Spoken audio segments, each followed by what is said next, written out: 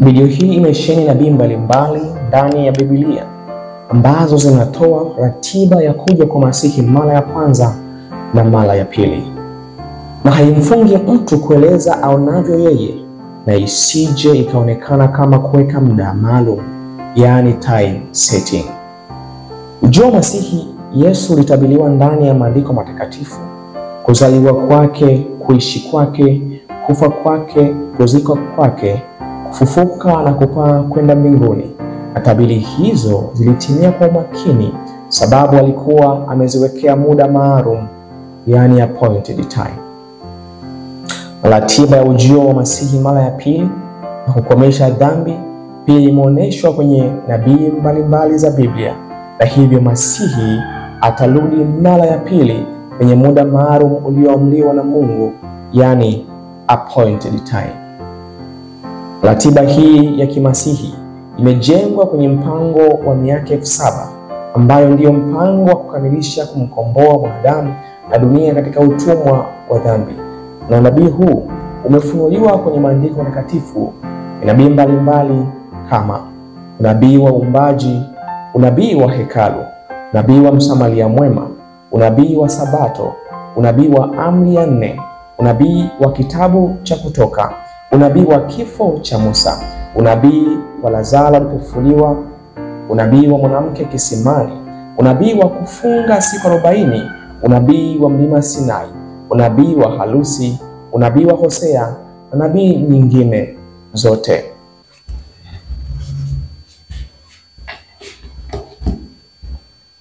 Naweza kukaribia kwa ajili ya maombi. Karibuni sana.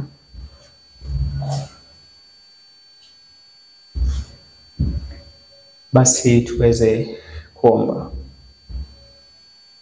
Rafiki yetu, Mungu wetu wa mbinguni, Baba unayeketi katikati ya makerubi na mathalathi, uko juu angani mahali palipostilika, tunakuja tena kwako katika masaa ya leo, tukileta sifa zetu, tukileta ibada yetu yenye kicho mbele ya kiti chako cha rehema, ili tuweze kupata rehema ambayo itatusaidia wakati wa mahitaji. Tunyenyekea chini na kukupa sifa. Baba, unastahili sifa, unastahili ibada, maana wewe ndio uliyeviumba vyote na kuvifanya, na hata kwa kutamka tu na kwa kufinyanga uliweza kuweka vyote na mwanadamu ndani ya siku 6. Hivyo Mungu wetu wa mbinguni, tuna imani na wewe, na kwa kweli kabisa hatuna mwingine ambaye twapaswa kumwabudu zaidi yako wewe, Mungu wetu na mwana wako Yesu Kristo. Katika masaa ya muumbaji wetu tunajiweka mikononi mwako. Tunaomba uweze kutukweza. Omba Jehova uweze kutusaidia. Hitaji letu kubwa kabisa ni kujipeleleza wenyewe, tuweze kujua kama kuna dhambi ambayo bado haijatubiwa, tuweze kutubu. Na kama kuna dhambi ambayo muumbaji wetu bado anatujimelea, tuweze kuishinda. Na huo uwezo unapatikana tu kwa nafsi ya tatu ya uungu, bali Roho Mtakatifu ambaye Jehova umemtoa kama msaidizi, uweze kusaidia kushinda dhambi, saidia kushinda uovu katika ulimwengu huu unaelekea kuangamia. Na hivyo muumbaji wetu, tunadai ahadi hii ya ushindi dhidi ya dhambi. Tunadai tena kama Yakobo kwa uvumilivu mkubwa, tukihitaji neema na rehema zako ziweze kuambatana nasi. Hivyo rafiki yetu mwema, tunakualika sasa katika masaa haya uweze kuambatana nasi. Tupatie nguvu itokayo juu, ujazo Roho Mtakatifu. Majina yetu yadumu kuwepo katika kitabu. Lakini pia muumbaji, tunahitaji tuwe kati ya idadi ya wale 140,000 kama itakupendeza. Tunakumbuka ndugu na jamaa zetu katika saa za kufunga sala ya ulimwengu, wakumbuke pia. Katika masaa tunapoanza ibada hii, tunakualika Roho wako, lakini pia na malaika zako walinzi wakatamalaki. Sikilizaji pamoja na mtazamaji wakielewe nini cha kufanya wakati wa kufunga historia ya ulimwengu huu. Nina imani muumbaji wangu ya kwamba umesikia, utatenda na kujibu. Jina la mwanao Yesu Kristo rafiki yetu. Amen.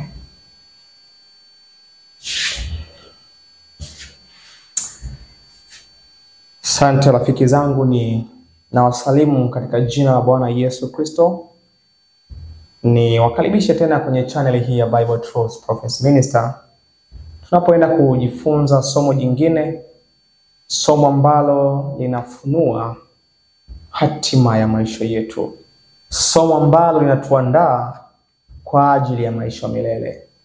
Na leo somo linasema Masihi 2031, unabii wa kushtua ndani ya Biblia, sehemu ya 4. Tumejifunza hizi nabii nyingi mna kwenye maandiko matakatifu, ya kwamba kila doti ya maandiko ambayo imeandikwa kwenye maandiko matakatifu ilimhusu Yesu 100%.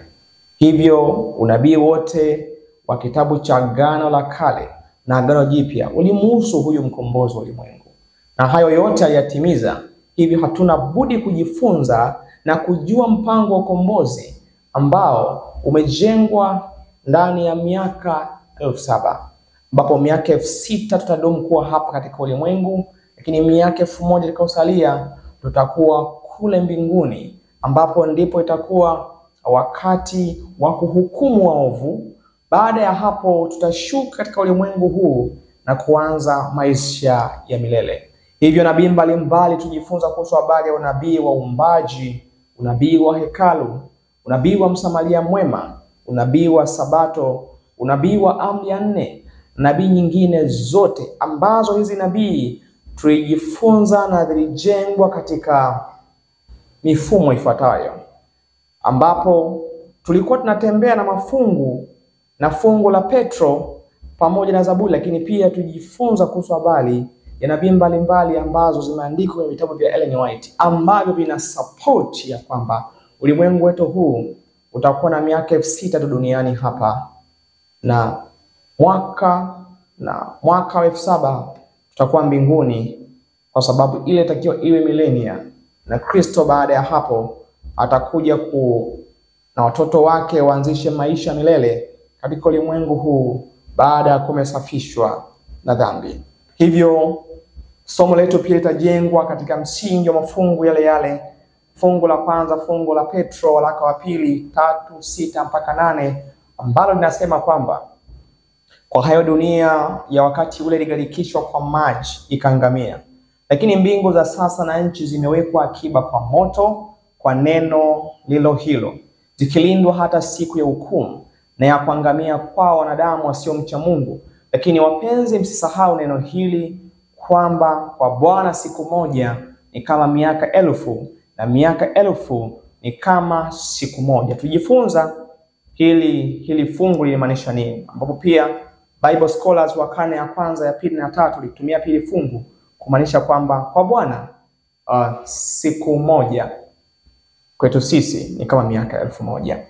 Lakini pia kitabu cha Zaburi 93 mpaka 4, pia mtunga Zaburi aliwahi kuconfirm au kueleza hiki kitu. Anasema kwamba wamrudisha mtu mavumbini usemapo, rudini enyi wanadamu, maana miaka 1,000 machoni pako ni kama siku za jana ikiisha kupita, na kama kesha la usiku. Kumbe kwa Bwana Mungu wetu miaka 1,000 kwa Bwana ni kama siku za jana. Kwa hiyo miaka 1,000 ni kama siku moja kwa nani? Siku moja kwa Bwana. Tujenga msingi wetu katika mafungu haya. Lakini pia masomo yetu haya yalijengwa kwenye kitabu cha Pambano Kuu, Ellen White Biography, ambapo nukuu zifuatazo zilisapoti kila ambacho Biblia imekizungumza. Pambano Kuu kurasa wa 673 paragrafu ya 2 inasema, kazi ya uharibifu na maangamizi ya shetani imekomeshwa milele. Kwa muda wa miaka 6,000 alikuwa amefunua mapenzi yake, akijaza dunia kwa wote na kusababisha huzuni katika ulimwengu wote. Viumbe vyote vinagugumia na kupiga kite, na vimetaabika pamoja kwa maumivu na uchungu. Sasa viumbe vya Mungu vimeokolewa milele kutoka mbele yake, na katika majaribu yake dunia yote inastarehe na kutulia. Wenye haki wanaanza kuimba. Ni baada hiyo miaka 6,000 ambapo mwaka 7,000 tutegemea watoto wa Mungu kuwa mbinguni wakiimba kwa sababu huzuni za dunia hii zitakuwa zimekoma tena. Lakini pia Biography volume ya kwanza ukurasa wa 366 paragraph ya kwanza, somo hili pia lilijengwa hapa na nukuu inasema hivi: Ellen White, maono kule Lovett Grove hiyo Jumapili mchana katikati ya mwezi wa 3 ulikuwa ni mwaka 1858 yalikuwa yenye umuhimu kubwa. Katika maudhui haya, pambano kuu kati ya Kristo na malaika zake katika upande mmoja na shetani na malaika zake katika upande mwingine yalioneshwa kama endelevu na yaliyo na mnyololo wa matukio yanayokomea miaka 6,000, yani spanning 6,000 years.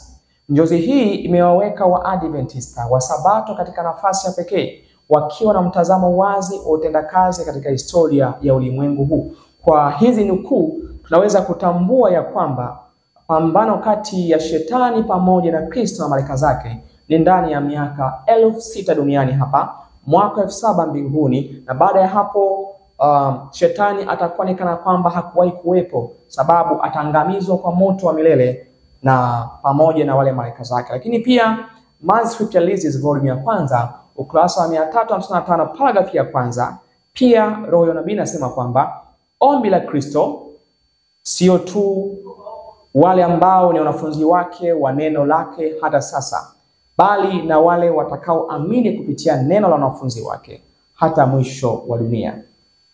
Yesu alikuwa karibu kujitoa uhai wake ili kuleta uzima na kutokufa katika nuru.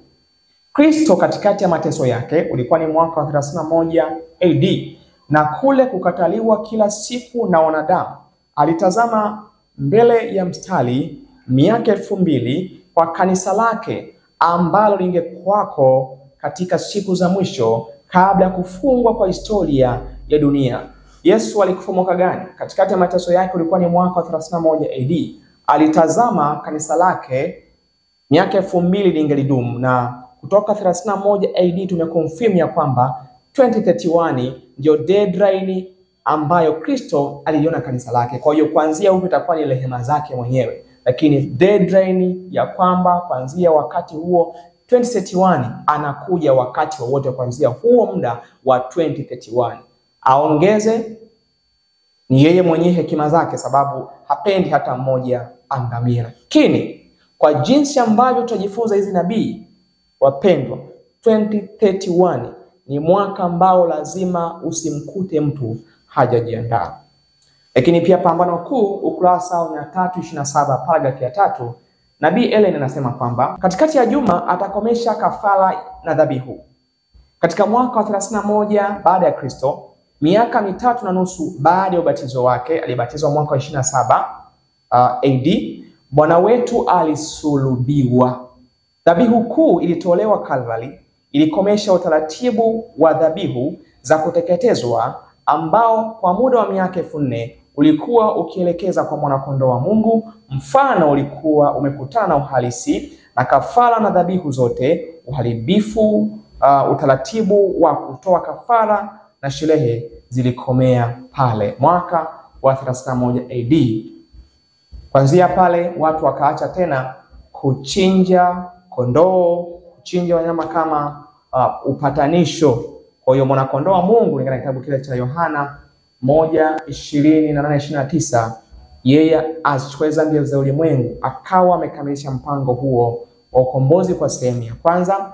Sehemu ya pili anaimalizia mbinguni, na sehemu ya tatu atakuja akamilisha wakati ambapo ataiangamiza dunia hii kabisa kwa moto. Hivyo nukuu hizi ndiyo kiongozi katika masomo ambayo tumekuwa tukijifunza yanayohusu Masihi 2031. Tulijifunza sehemu ya kwanza, tukajifunza sehemu ya pili, tukajifunza sehemu ya tatu, na leo kwa neema ya Mungu tunakwenda kutazama nabii nyingine ambazo zinaeleza ya kwamba dunia hii itadumu ndani ya miaka 6,000 na Kristo mwanzo wa mwaka wa 7 atakuja kuwachukua watoto wake kwenda nyumbani, kwa sababu mwaka huo, wapendwa, ni mwaka wa Sabato au ni mwaka wa kwanza sikukuu ya vibanda kule mbinguni milenia, na baada ya hapo tu Kristo kuisha hiyo miaka 1000 atakuja tena aangamize dunia hii, amwangamize shetani pamoja na malaika zake na kuitengeneza tena upya ili kusudi iweze kukaliwa tena.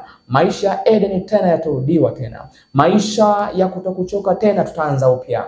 Maisha ambayo Mungu alikusudia watoto wake tuweze kuishi tena yataanzishwa. Mpango wa Mungu uliokuwa pale bustani Eden utaanza upya. Watu wataishi pasipo maumivu, pasipo kifo, pasipo huzuni, na mambo yote ya kale wapendwa yatasahauliwa. Hivyo karibu kwenye unabii wa Masihi 2031 sehemu ya 4. Na unabii wa kwanza ni unabii unaohusu unabii wa kufunga. Unabii wa kufunga. Tunafahamu ya kwamba Kristo alifunga siku 40 alipokuwa hapa duniani. Lakini katika ile sura ya Mathayo sura ya 9 kuna visa vifuatavyo. Kisa cha kwanza ni Yesu anamponya mtu aliyekuwa amepooza. Mafarisayo wanaanza kumhoji, kwa nini umemsamehe dhambi huyu? Pasipo kufahamu ya kwamba Yesu alikuwa na amri ya kusamehe dhambi. Baada ya hapo Kristo anaenda kwa Mathayo, anamuita na anaanza kula pamoja na wenye dhambi. Wanafunzi wa Yohana pamoja na Mafarisayo wanamuuliza Yesu, kwa nini wanafunzi wako hawafungi huku sisi pamoja na Mafarisayo tunafunga? Na Yesu moja kwa moja akamwambia, bwana harusi bado yupo, akitoka basi watafunga. Na Kristo anatuelekeza kielezo chake. Baada ya kufunga ile siku 40 ilikuwa ina maana ya kinabii, ambayo wapendwa, hizo siku 40 ni za kinabii ambazo zinaelekezwa kwenye miaka 2000 baada ya Yesu kwenda mbinguni. Hivyo watoto wa Mungu watakuwa duniani hapa miaka 2000 ambazo ni siku 40, ambazo 40 kuchukua na 50 jubilii ni miaka 2000, ambapo watoto wa Mungu watakuwa duniani hapa ni kana kwamba wanafunga, kwa sababu wanajinyima kwa vitu vingi, wanajinyima wasitende dhambi. Huko ni kama kufunga. Kumbe Kristo alielekeza mpango huo kombozi kwenye miaka 2000 baada ya ile kwenda. Hebu sikiliza Mathayo 9:13 mpaka 15. Lakini nendeni mkajifunze maana ya yale maneno haya, nataka rehema wala si sadaka, kwa maana sikuja kuwaita wenye haki bali wenye dhambi. Wakati ule wanafunzi wake Yohana wakamwendea wakisema, kwa nini sisi na Mafarisayo twafunga bali wanafunzi wako hawafungi? Yesu akawaambia, walioalikwa harusini wawezaje kuomboleza muda bwana harusi akiwapo pamoja nao? Lakini siku zitakuja watakapoondolewa bwana harusi, ndipo watakapofunga. Ni lini bwana harusi alipoondolewa? Ni baada ya Yesu kwenda mbinguni mwaka wa 31. Kwa hiyo toka mwaka wa 31 wapendwa, baada ya bwana harusi kuondolewa, watoto wa Mungu wana wajibu wa kufunga, wana wajibu wa kujinyima na anasa za dunia ili kusudi waweze kupata utakatifu. Kwenye kitabu cha Mathayo 4 mstari wa 1 mpaka wa 2 tunakumbuka kwamba Yesu baada tu ya kubatizwa alipelekwa na Roho Mtakatifu jangwani. Kufanyaje? Kufunga. Na funga ya Kristo ile siku 40 ilikuwa ni funga, alikuwa analiombea kanisa lake ndani ya miaka 2000 yote.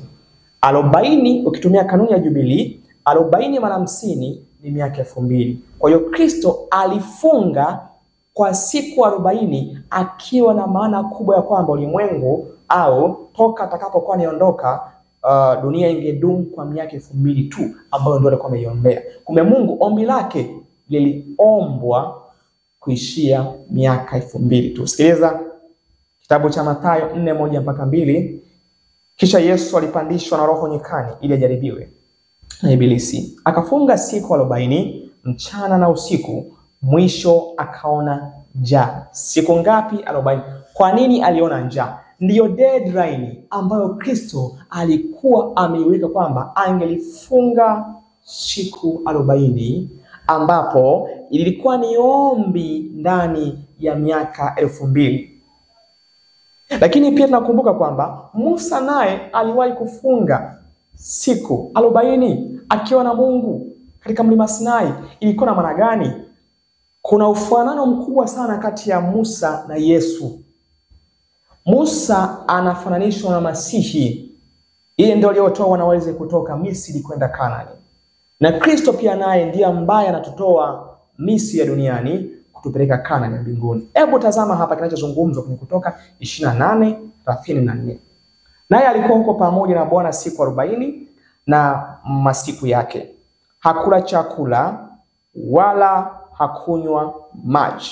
Naye akaandika katika hizo mbao hayo maneno ya maagano, hizo amri 10. Musa alikuwa pia siku 40 akiwa katika mlima Sinai.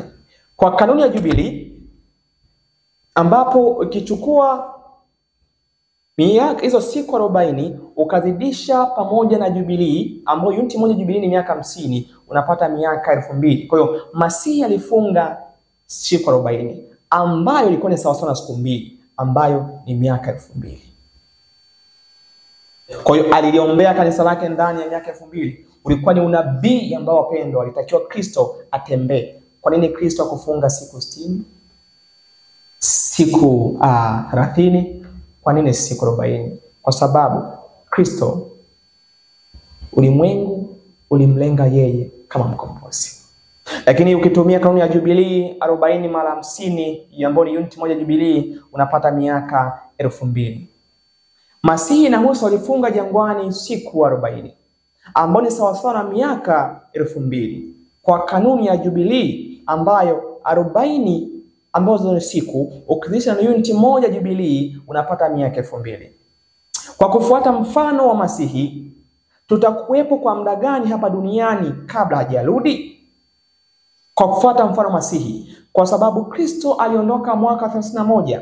Kwa hiyo hiyo miaka 2000 ambayo ndio Kristo tunategemea arudi, inaishia wapi? 2031. Itakuwa miaka 2000 wapendwa, ambapo 40 siku mara 50 uniti za Jubilii, tunapata nini? Tunapata miaka 2000.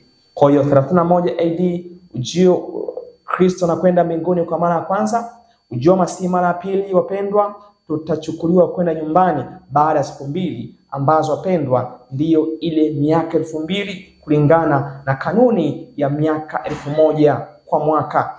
Kwa hiyo wapendwa, unabii huu Yesu aliofunga siku 40 ulikuwa na maana kubwa mno kwa watoto wa Mungu ambao wangebaki duniani, kuelewa ya kwamba aliombea ndani ya hiyo miaka 2000 ambayo kanisa lake lingedumu.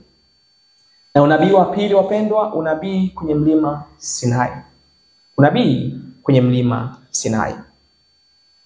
Ukisoma kitabu cha Kutoka 19 mstari wa 4 mpaka 5, Mungu anaweka maagano na wana wa Israeli. Baada ya kuwa amewatoa katika nchi ya Misri, alihitaji sasa wamuelewe kwamba alikuwa anataka nini kwao. Sikiliza Kutoka 19 mstari wa 4 mpaka 5. Mmeona jinsi nilivyowatendea wa Misri na jinsi nilivyowachukua ninyi juu ya mbawa za tai, nikawaleta ninyi kwangu mimi. Sasa basi, ikiwa mtaitii sauti yangu kweli kweli na kuishika agano langu, hapo ndipo mtakapokuwa tunu kwangu kuliko makabila yote ya watu, maana dunia yote pia ni mali yangu. Mungu anaweka agano pamoja na wana wa Israeli. Na wakati Mungu anaweka agano na wana wa Israeli, alihitaji pia wapatie mbao, sheria, Torati. Akamwita Musa aende mlimani ndani ya siku 40. Kwa Musa alipanda siku ngapi? Alipanda siku 40 kule mlimani. Na wakati Musa anapanda, ule mlima ulikuwa umegubikwa na wingu. Ule mlima pia kulikuwa na radi, lakini pia kulikuwa na sauti za baragumu. Hizi sauti za baragumu wakati Yesu anakuja mara ya pili zitasikika tena. Sauti za ngurumo zitasikika tena. Tetemeko litasikika tena. Kuna ufanano mkubwa mno kati ya Musa kupanda winguni na Yesu Kristo atakapokuwa anakuja na mawingu katika dunia hii. Tuone unabii huu unamaanisha nini. Hivyo kwenye Kutoka 19:16 mpaka 20, Musa anaandika hivi: ikawa siku ya 3 wakati wa asubuhi, palikuwa na ngurumo na umeme. Yesu toka ameenda atakuja tokwe siku ya ngapi? Siku ya 3. Yesu ameondoka mwanzoni mwa mwaka wa 1500 na mwaka 6000 ndo tunaumalizia, na mwaka 7000 kwa siku 3. Kwa hiyo baada ya siku 3, sawa, Musa aliitwa pande. Baada ya siku 3 Yesu atashuka na mawingu kutukoa. Msikiliza. Ikawa siku ya 3 wakati wa asubuhi, palikuwa na ngurumo na umeme na wingu zito juu ya mlima na sauti ya baragumu iliyolia sana. Haya mambo tutayashuhudia atakapokuwa kuja Yesu tena mara pili. Ngurumo na umeme, wingu na sauti ya baragumu. Na itakuwa wakati gani wapendwa? Itakuwa wakati wa mapambazuko. Watu wote waliokuwa kituoni wakatetemeka. Wakati wajua Kristo kutakuwa na tetemeko kubwa la ardhi. Ukisoma kitabu kile cha Ufunuo sura 6. Musa akawatoa hao watu katika kituo, akawaleta ili waonane na Mungu. Wakasimama pande za nchi za kumbe. Baada ya siku 3 Kristo atatupeleka tuweze kuonana na Mungu siku ya 3. Kwa hiyo baada ya siku 3 tutaanza kuhesabu wapi? Miaka 1000 kwa mwaka mmoja kuanzia Kristo alipotoka. Tunafahamu ya kwamba ule mwaka 1500 ni siku ya kwanza, mwaka 6000 siku ya pili, na siku ya 3 ule mwaka 7000. Kwa hiyo baada ya siku 3 kulingana na kitabu cha Hosea 6:1 na 2 tutafufuliwa. Sikiliza. Kwa baada ya huo muda Kristo atatupeleka kwa Baba tuweze kuonana naye. Sema wakasimama pande za chini za kile kilima. Mlima wa Sinai wote pia ukatoa moshi, kwa sababu Bwana alishuka katika moto, na ule moshi wake ukapanda juu kama moshi wa tanuu. Mlima wote ukatetemeka sana. Na hapo sauti ya baragumu ilipozidi kulia sana, Musa akanena, naye Mungu akamwitikia kwa sauti. Bwana akaushukia mlima juu ya kilele cha mlima. Bwana akamwita Musa aende hata kilele cha mlima. Musa akapanda juu. Kitabu cha Kutoka 19:16 mpaka. Sasa tuone ufanano wa kila ambacho Musa tumesema Yesu pamoja na Musa ni typical of Messiah. Wana ufanani fulani wa kimasihi. Na anasema kwamba jambo la kwanza, palikuwa na ngurumo na umeme wakati Musa alipokwenda kukutana na Mungu. Lakini pia kwenye kitabu cha Mathayo 24:27 wakati Yesu atakapokuwa anakuja, na kitabu cha Ufunuo 19:6 kuna maneno yafuatayo yanathibitisha ya kwamba wakati ujio wa pili wa Kristo kutakuwa na ngurumo na umeme, ikitify ya kwamba kila ambacho Musa alikifanya ndicho ambacho pia kinakwenda kutokea kwa nani? Kwa Kristo. Sema kwa maana kama vile umeme ambao wamezungumza kwenye Kiingereza writing ambao ni radi, utokayo mashariki ukaonekana hata magharibi, vivyo hivyo kutakavyokuwa kuja kwake mwana wa nani? Kuja kwake mwana wa Adamu. Kumbe kama ambavyo kulikuwa na ngurumo na umeme, ndivyo itakavyokuwa wakati wa kuja kwake mwana wa Adamu. Sehemu ya pili ambayo ni Ufunuo 19 mstari wa 6 anasema kwamba nikasikia sauti kama sauti ya makutano mengi, na kama sauti ya maji mengi, na kama sauti ya radi yenye nguvu. Radi ambayo ndio lighting, sio? Ikisema haleluya. Kwa kuwa Bwana Mungu wetu Mwenyezi amemiliki. Naona inaonekana wapi hii? Inaonekana kwenye kiti cha enzi cha Baba. Hivyo ufanani huo. Kwa baada ya siku 3 tutegemee kwamba Kristo akija, na siku ya 3 wapendwa ndio mwaka 7000. Siku ya kwanza tumesema ule mwaka 5000, siku ya pili mwaka 6000, na siku ya 3 tumesema toka Yesu ondoke kuna siku 3 tu ambazo wapendwa azitadumu, ambapo Kristo atakuja atutwae mwaka 7000. Hebu sikiliza kinachozungumzwa hapa. Kingine ilikuwa ni sauti ya baragumu au parapanda iliyolia sana. Je, wakati Yesu anakuja mara ya pili, parapanda italia. Malaika watapuliza parapanda. Wafu waliokufa kwa Kristo watasikia parapanda, watafufuliwa. Wadhambi watakaposikia parapanda wataumia, kwa sababu watakuwa wamepoteza maisha ya milele. Mpendwa, je, unasubiri mpaka parapanda ilie ndio uanze kumtumikia Mungu? Unasubiri mpaka parapanda ilie ndio anze kumwabudu Mungu? Wakati mpendwa umeisha. 2031 ni miaka mingapi iliyosalia? Ni michache sana wapendwa, ambapo ratiba kimasihi inakwenda kugota pale. Sauti ya baragumu parapanda iliyolia sana. Kwenye kitabu cha Korintho wa kwanza 15:52, Paulo ananukuu na kusema kwamba kwa dakika moja kufumba na kufumbua wakati wa parapanda ya mwisho, maana parapanda italia na wafu watafufuliwa, wasiwe na uharibifu, nasi tutabadilika. Parapanda baragumu ililia wakati wa Musa. Tuone kitu kingine tena, wingu zito juu ya mlima. Wakati Musa anapanda kwenye mlima Sinai, kulikuwa na wingu zito juu ya mlima. Yesu atakapokuwa anakuja mara pili, atakuja na nini? Atakuja na mawingu. Kitabu cha Luka 21:27 inasema kwamba hapo ndipo watakapomuona mwana wa Adamu akija katika wingu pamoja na nguvu na utukufu mwingi. Kristo atakapokuwa akija, atakuja pamoja na nguvu na utukufu mwingi akiwa kwenye wingu. Huo ni mfanano. Ni siku ya ngapi hiyo? Ni siku ya 3 ambapo Musa aliambiwa apande na Bwana. Kumbe baada ya siku 2, siku ya 3 Mungu atakuja atuokoe. Sikiliza kitabu cha Kutoka 19:16 ambapo Musa aliambiwa, ilikuwa siku ya ngapi? Ni siku ya 3, kwamba ikawa siku ya 3 wakati wa asubuhi palikuwa na ngurumo na umeme na wingu zito juu ya mlima na sauti ya baragumu iliyolia sana. Watu wote waliokuwa kituoni wakatetemeka. Siku ya ngapi hiyo? Siku ya 3. Na ukisoma kitabu cha Hosea 6:2 kinasema kwamba baada ya siku 2 atatufufua. Baada maana yake nini? Maana baada ya siku 2, ile siku ya 3 atatufufua. Siku ya 3 atatuinua nasi tutaishi mbele zake. Ndio? Kwa hiyo ule mwaka wa 5000 ni day 1. Ule mwaka 6000 ni day 2. Ule mwaka 7000 ni siku ya 3 ambayo ndio milenia. Tutegemee Yesu kuja kuanzia mwaka wa 2031. Tutegemee Kristo kuja. Ni ratiba yake lazima atimize. Na yeye kama alivyokuwa ameandikiwa kwenye Torati akatimiza, na ndivyo itakavyokuwa wakati huu, sababu unabii huu haujatimia, lazima utimie. Na mwenye kutimiza ni nani? Ni Yesu Kristo mwana wa Mungu. Hakuna mwingine. Mungu wetu atusaidie tuweze kuelewa, maana ratiba zake ziko wazi. Niwaambie kitu kimoja.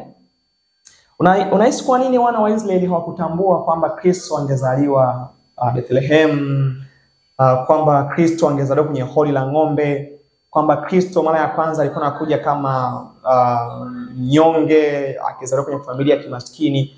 Kwa nini walianza kutafuta ishara?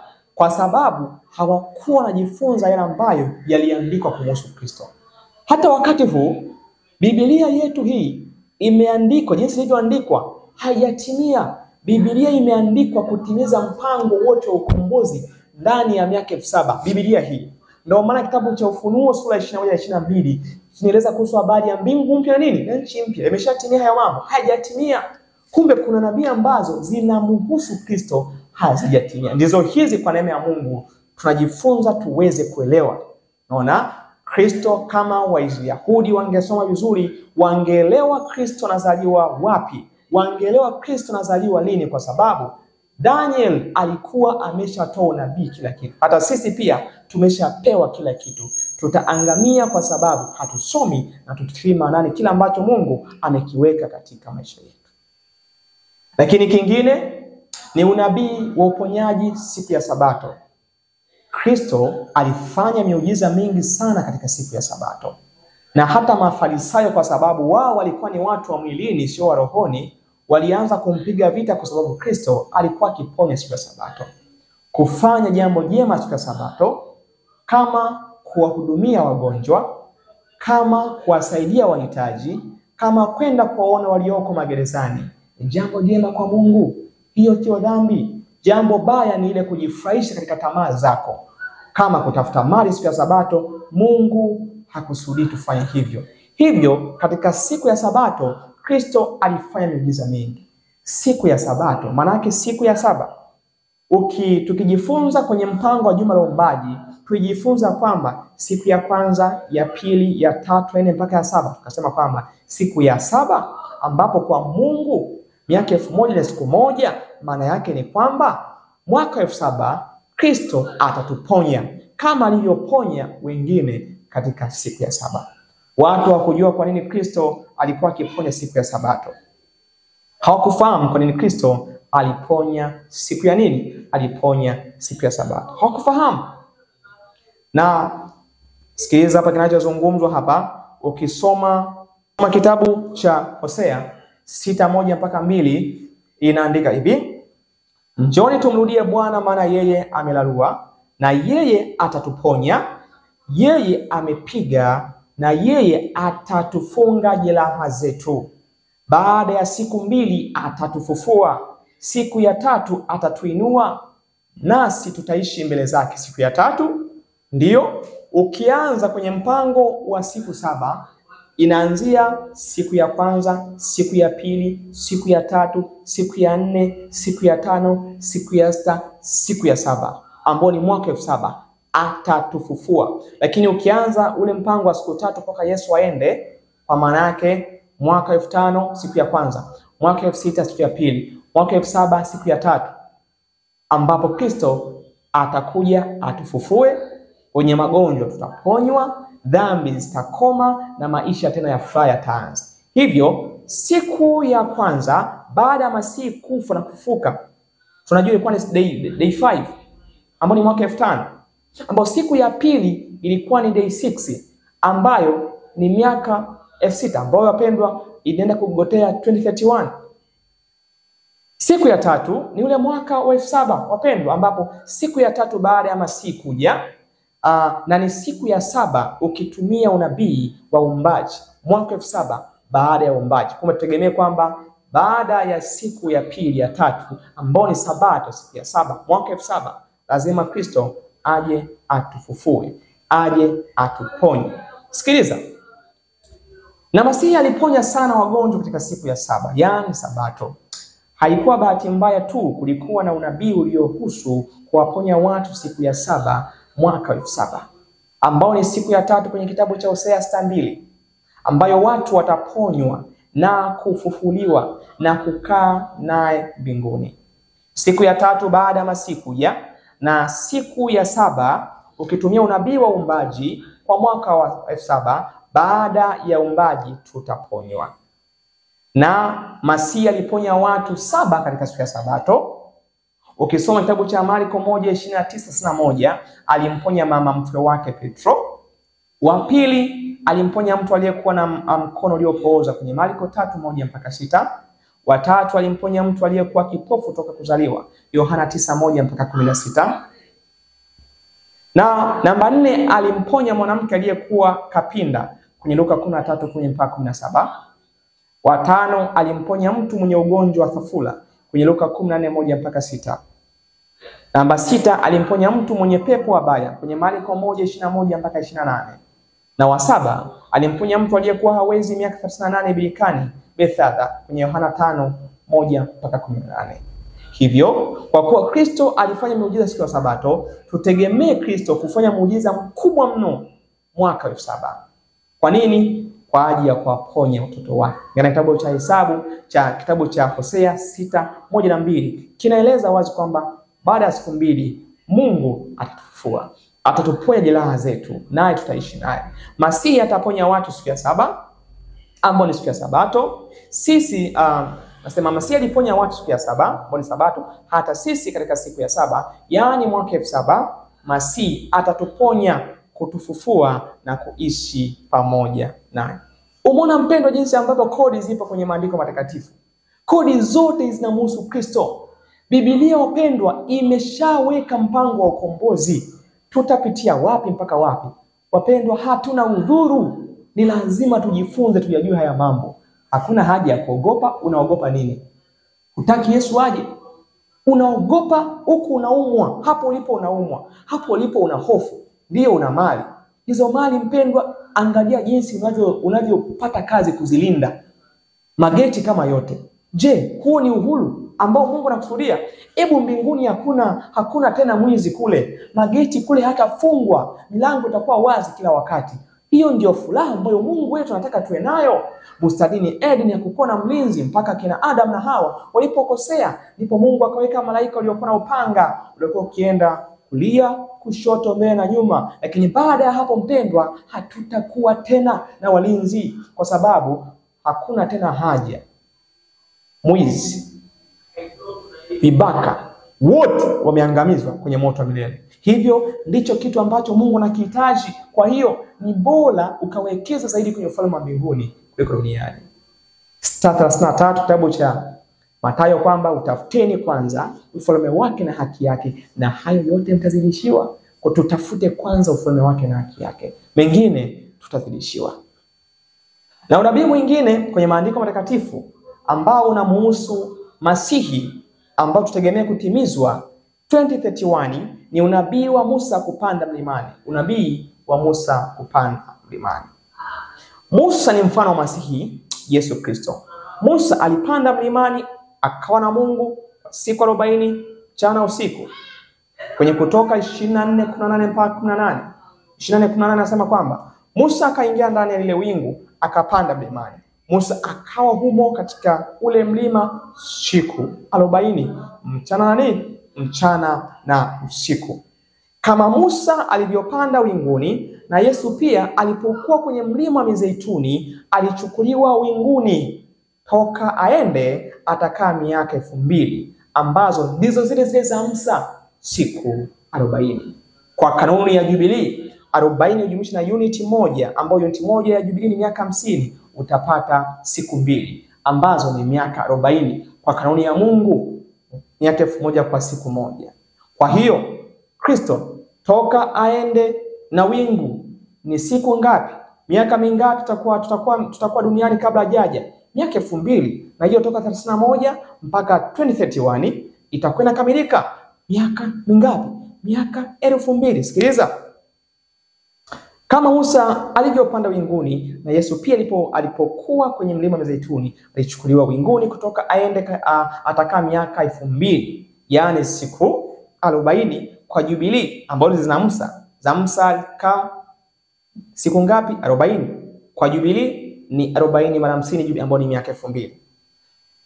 Anasema kwenye Matendo 1:9, akiisha kusema hayo Kristo huyo alipokuwa akitazama akainuliwa, wingu likampokea kutoka machoni pao. Musa alipanda kwa Mungu kwenye wingu. Kristo ilimchukua wingu kupanda mlima wa Sinai. Kristo mlima wa Mizeituni. Kuna ufanano mkubwa sana kati ya unabii ambao ulitimiza Musa na unabii ambao utimiza Kristo atakapokuwa anakuja. Ile miaka 40 ambao walitumia wana wa Israeli jangwani ilikuwa ni miaka 2000 ambayo watu wa Mungu tungeitumia tukiwa katika jangwa la dunia hii. Je, Musa alikaa winguni kwa muda gani? Musa alikaa ndani ile wingu akapanda mlimani. Musa akawa humo katika ule mlima siku 40, ambapo kwa Jubilee 40 ambayo sawa na siku 2, ukichukua 40 mara 50 unit moja ni miaka 2000. Kwa katika Kutoka 24:18 ni kwamba Musa huyu alikaa siku 2. Alikaa siku 40 ambazo wapendwa kwa Kristo ndizo hizo ambazo alizitumia miaka 2000 toka ende atakapokuja 2031. Hivyo mpango wa ukombozi wapendwa uko pale pale, umejengwa kwenye miaka 6000, mwaka 7000 mbinguni. Baada ya hiyo miaka 2000 Masihi atarudi chini duniani kuwaona watu wake kama Musa alivyoshuka kuwaona wana wa Israeli. Na kuna baadhi aliwakuta wakifanyaje? Wametengeneza ndama, wanaabudu ndama. Lakini kuna baadhi wale wana wa Lawi walikataa kuabudu ndama, na ndivyo ilivyo atakapokuwa anakuja. Wale ambao watakuwa wamekataa kuabudu ndama, watakuwa wamekataa kumwabudu shetani, watakuwa wamekataa kuabudu sheria ya Jumapili, watakuwa wamekataa kabisa, wakajitenga mbali na mfumo wa New World Order. Maana yake hao ni kama wana wa Lawi. Lakini hao wengine wanatengeneza ndama ya nini? Ndama ya sanamu. Ndio maana leo hii wapendwa, Umoja wa Mataifa, akina Papa Francis, akina Antonio Guterres, akina Trump wanakwenda kutengeneza sanamu, alama ya mnyama, siku ya kwanza ya Jumapili ambayo itaabudiwa kama Sabato. Kwa hao watakuwa wanatengeneza ndama wa sanamu, ambapo Kristo atakapokuja kuwaona wao watangamia. Ndivyo alivyofanya Musa, wengi waliangamia pale pale, wana wa Lawi wakawa spared, hawakuangamia. Mfanano ni ule ule. Kwa Kristo hajatuacha pasipo uelewa. Ametuachia kila kitu tuweze kuelewa. Lakini pia unabii mwingine, unabii wa kupaa mbinguni kwa Kristo. Kristo baada ya kuwa amefufuka alitumia siku 40 kuwatokea wanafunzi wake. Baada ya siku 40 akapaa mbinguni. Je, Kristo atakaa muda gani mbinguni kabla hajarudi? Siku ngapi? Siku 2, ambako kwa kanuni ya Jubilee 40 mara 50 ni ngapi? Miaka 2000. Kwa hiyo Kristo kupaa kwake tutegemee kwamba ni miaka 2000 tutakuwa, na baada ya hapo, baada ya miaka 2000 atakuja tena awachukua watoto wake. Sikiliza ninachozungumzwa, kitabu cha Matendo 1:3. Jinsi Masihi alivyopaa mbinguni ndivyo atakavyorudi. Luka anasema kwamba wale aliowadhihirishia nafsi yake kwa dalili nyingi baada ya kuteswa kwake, ya kwamba yu hai, akiwatokea muda wa siku 40 na kuyanena mambo yaliyohusu ufalme wa Mungu. Matendo 1:3. Kwa kutumia kanuni ya Jubilee, ambayo baada ya kifo chake alitumia siku 40, ambayo 40 mara uniti moja ya Jubilee ambayo ni 50 ni sawa sawa na miaka 2000. Kabla ya kupaa mbinguni pia atatumia miaka 2000 mbinguni kabla hajarudi tena duniani. Na jinsi alivyopaa ndivyo atakavyorudi. Wale watu wa Galilaya walikuwa wanamshangaa Kristo akipaa. Malaika wawili wakawa wamesimama kwambia, ninyi watu wa Galilaya, huyo Yesu ambaye mnamtazama akienda zake mbinguni atarudi hivyo hivyo jinsi alivyokwenda zake. Wapendwa, jinsi alivyokwenda, ile siku 40 ambazo zilitumia wapendwa, ndio miaka 2000 ambayo alitumia mbinguni, na anakuja tena mara ya pili.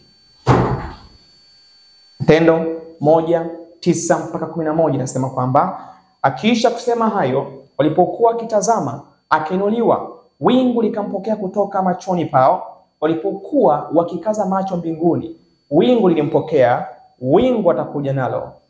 Walipokuwa wakikaza macho mbinguni, yeye alipokuwa akienda zake, tazama, watu wawili wakasimama karibu nao, wenye nguo nyeupe. Wakasema, enyi watu wa Galilaya, mbona mmesimama mkitazama mbinguni? Huyu Yesu aliyechukuliwa kutoka kwenu kwenda juu mbinguni atakuja jinsi hiyo hiyo mlivyomwona akienda zake. Yaani Kristo atakuja jinsi hivyo hivyo alivyoenda zake. Alitumia siku 40. Kwa kanuni ya Jubilee tumeona atatumia miaka 2000 mbinguni, na atakuja jinsi alivyoenda ndivyo atakavyorudi. Kristo alienda akiwa Bwana wa Bwana, akiwa ametoa ushindi. Atakuja tena na nguvu na utukufu mwingi kwa hukumu wazima pamoja na wafu. Rafiki yangu mpendwa, ratiba yake Yesu ya unabii iko pale pale. Masihi 2031, unabii unaosoma na Biblia unakwenda kufungua wengi macho, unakwenda kuandaa wengi kwa ajili ya marejeo ya Kristo. Nikusii mpendwa sana, unapopata haya masomo, hata kama wewe hayakupendezi, yashare kwa wengine. Watabarikiwa, watafunguliwa macho, waweze kujiandaa kwa ajili ya marejeo ya Kristo. Wapendwa, kuanzia 2031 tutegemee marejeo ya Kristo wakati wowote ule. Sababu maandiko hayadanganyi, unabii haudanganyi, haujawahi kudanganya, na Kristo anakuja tena mara pili. Je, anapokuja mpendwa, utakutwa uko wapi? Utakutwa wapi mpendwa? Je, utakutwa ukiwa kwenye sinema za maonesho? Utakutwa wapi mpendwa wakati jina lako linapoitwa kwa ajili ya hukumu ya upelelezi? Mwadventista, utakutwa uko wapi mpendwa? Je, utakutwa kwenye season? Je, utakutwa kwenye viwanja vya mpira ukishabikia? Utakutwa je kwenye vitanda vya uzinzi, guest house? Je, utakutwa wapi mpendwa wakati huu Mungu anapoita majina kwa ajili ya hukumu ya upelelezi? Kwa sababu Waadventista tunaanza kupelelezwa sisi kabla wengine hawajapelelezwa, na dalili ya kwamba upelelezi, hukumu ya upelelezi imekaribia kuanza ni ishara ya Sunday Law. Sunday Law ndio ishara kubwa ya kwamba tunakaribia kuhama kutoka kwenye hukumu ya wafu kwenda kwa walio hai.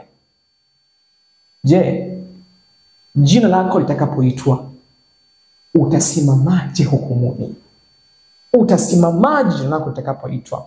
Matendo yako yatakapomulikwa, yale ya silini, yale ya gizani, je utakuwa wapi mpendwa? It is time to examine ourselves. Ni muda kufanya uchunguzi. Ni muda wa kutii ujumbe wa Mungu kabla hujachelewa. Ni muda wa wewe mwenyewe kujifunza na kusoma maandiko pasipo kusomewa. Leo tumekuwa na Wakristo wa kusomewa maandiko matakatifu. Hiyo wapendwa, ni mgogoro wa kiroho. Na ndio maana hata jumbe zinaposomwa mpaka tuwe na watu leo wana icon, wana watu wao kwamba akisema fulani ndipo naweza nikaamini. Mtu amewekwa kwa reference ya mtu. Yaani umemweka mtu kwa reference badala ya Biblia kwa reference yako. Asiposema yeye basi huwezi kuzungumza. Asiposema yeye basi huwezi kufanya. Unamweka mtu reference. Mtu ambaye leo anaweza kukusaliti.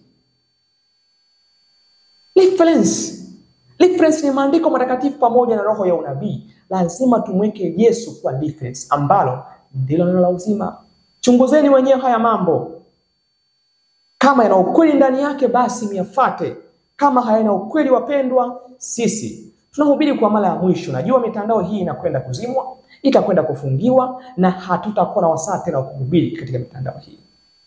Hii ni fursa, itumieni hii fursa kabla haijafungiwa. Na kingine ni kwamba watu wanaambiwa msiwasikilize wahubiri wa mitandaoni. Wapendwa, wewe kama una akili ya kusoma, hakuna mtu akudanganya. Kama ndivyo hivyo basi Mungu angetuondoa duniani akatutoa. Unaambiwa usiwasikilize wahubiri wa mitandaoni, bado uko TikTok, bado uko Instagram. Ni heri huyo anayekwambia usiwasikilize wahubiri wa mitandaoni akwambie usiingie TikTok, usiingie Facebook, maana unaacha kusikiliza wahubiri wa mitandaoni ila unaingia mtandaoni kutazama uovu. Kipi bora? Kipi bora mpendwa?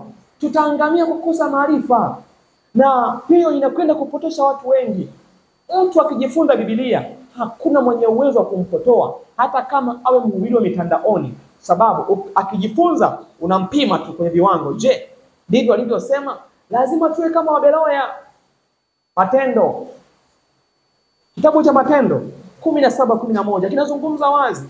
17:11 Matendo kiko wazi. Wapendwa, lazima tujifunze kujitafutia kama kuku wa kienyeji. 17:11 Matendo. Sikiliza, watu walikuwa waungwana sana. Nasema kwamba watu hao walikuwa waungwana kuliko wale wa Thessalonike. Waberoya hao, kwa kuwa walilipokea lile neno kwa uelekevu wa moyo, wakachunguza maandiko kila siku wakachunguza maandiko waone kwamba mambo hayo ndivyo yalivyo. Lazima tuchunguze maandiko tuweze kujua, je, haya yanayofundishwa ndivyo yalivyo? Tutapotea kwa sababu wapendwa, hatutaki kuchunguza maandiko. Mungu wetu atubariki sana. Mpendwa, ninakuombea baraka za Mungu ziweze kuambatana nawe. Haya masomo jitahidi kushare, wengine waweze kupata, wanaweza kufunguliwa macho, wajue kwamba ukaribu wa matukio majeo ya Kristo. Kristo yu karibu. Deadline yake ni 2031, yu karibu. Miaka mingapi inasalia? Je, hii miaka inatosha kujiandaa? Kristo yu karibu. He is coming very soon. Jesus is coming very soon. He is coming to take us home. Also, he is coming for destruction for others who are not ready to follow his commandments. Mungu atubariki sana. Tupate wasaa wa kumshukuru Mungu tunapohitimisha somo letu hili. Karibu sana mpendwa.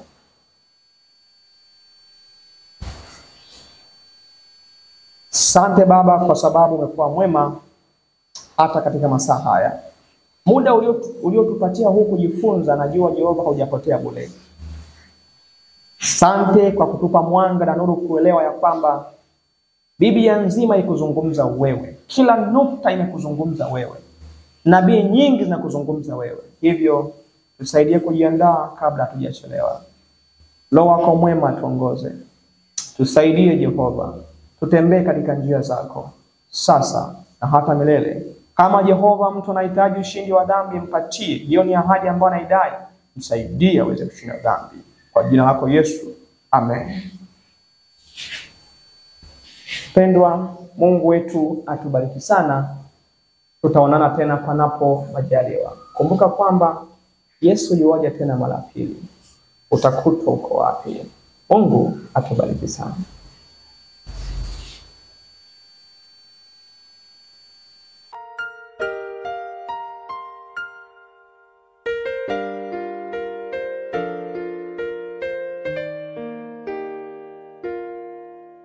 I have set my mind on sin-freeness, on sin-freeness.